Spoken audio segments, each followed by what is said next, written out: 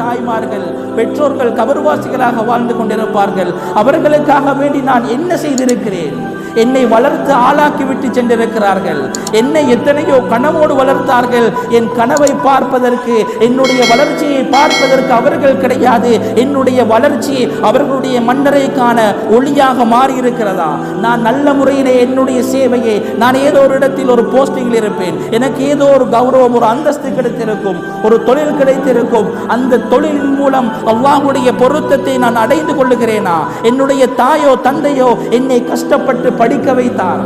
அவருக்கு நான் படித்ததன் பலனாக நான் எதனை சம்பாதித்து கொடுத்தேன்? நான் கள்ள வேலைகள் பார்த்து, நான் அல்லாஹ்வுக்கு பொருத்தமில்லாத வேலைகளை பார்த்து அவர்களுக்கான இழிவை பெற்றுக் கொடுத்தேனா? அல்லது என்னுடைய சேவையின் மூலம், என்னுடைய வேலையின் மூலம் அவர்களுக்கான நன்மையை பெற்றுக் கொடுத்தேனா என்பதை ஒவ்வொருவர்களும் சிந்தித்து பார்க்க வேண்டும். கண்ணியமானவர்களே, உயிரோடு வாழும் பொழுது மட்டும் மதிப்பது மதிப்பல்ல.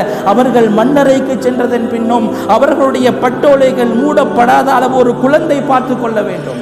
நாளை மறுமையிலே அவர்கள் ஆச்சரியப்படுவார்களாம். பெற்றோர்கள், என்னுடைய பட்டோலை என்ன நிரம்பி இருக்கிறது, என்னுடைய அமல்களே இல்லையே என்பதாக கூறும் பொழுது, அது உன்னுடைய குழந்தை, நீ விட்டு சென்ற சாலிஹான குழந்தை, உனக்காக வேண்டி செய்த அமல்கள், உனக்காக வேண்டி கேட்ட துஆ பிரார்த்தனைகள், உன்னை நினைத்து வருந்திய அந்த நிமிடங்கள் தான் இங்கு நன்மையாக பொறிக்கப்பட்டிருக்கிறது.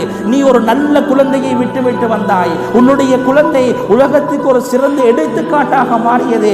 எனவே அதன் பிரதிபலிப்பு இன்று கபரிலே உன்னுடைய செயலேட்டிலே நிரப்பப்பட்டிருக்கிறது என்பதாக அல்லாஹ் ஒவ்வொரு பெற்றோர்களுக்கும் கூற காத்து கொண்டிருக்கிறான். என்னுடைய செயற்பாடு, என்னுடைய வேலைகள் என்னுடைய தாய் தந்தையின் பட்டோலைகளை நிரப்பிக் கொண்டிருக்கிறதா?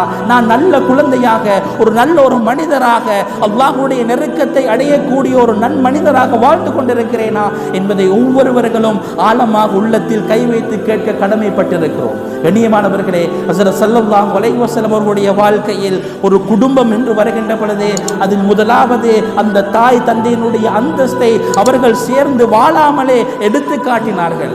அதனுடைய உதாரணங்களை கூறி முன்வைத்து விட்டு அதற்கான அஸ்திவாரத்தை போட்டுவிட்டு தான் சென்றார்கள்.